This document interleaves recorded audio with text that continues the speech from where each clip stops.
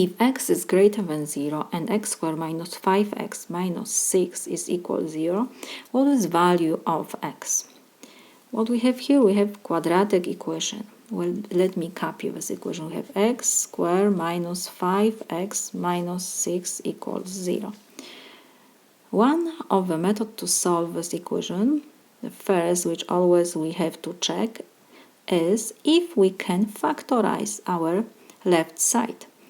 Let's see. Our coefficient without x is negative 6. So let's check if we can find two numbers which we multiply and we will get negative 6.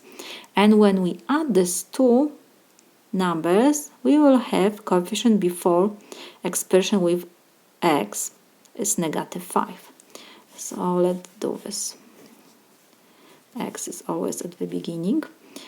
If we choose 6, negative 6 and 1, positive 1, what will be? Negative 6 times 1 is negative 6, so it's okay. Negative 6 plus 1 is negative 5. So everything is okay. If you do multiplication, every expression in the first expression parenthesis times every expression in the second parenthesis, and you combine the like terms, you will get exactly the same what we have on the top. But now we have here two factors. When the left side will be equal 0, when first factor will be 0, x minus 6 will be 0, or x plus 1 will be 0. So we have to solve only two simple equations. We have to move negative 6 to the right side, so will be x is equal 6. When we move negative number to the other side, we have to change the sign, so we have positive 6. And the second equation will be x is equal positive 1 to the right side, so will be negative 1.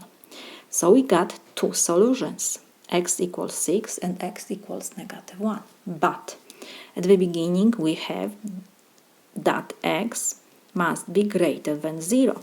So x negative 1 cannot be solution for our equation.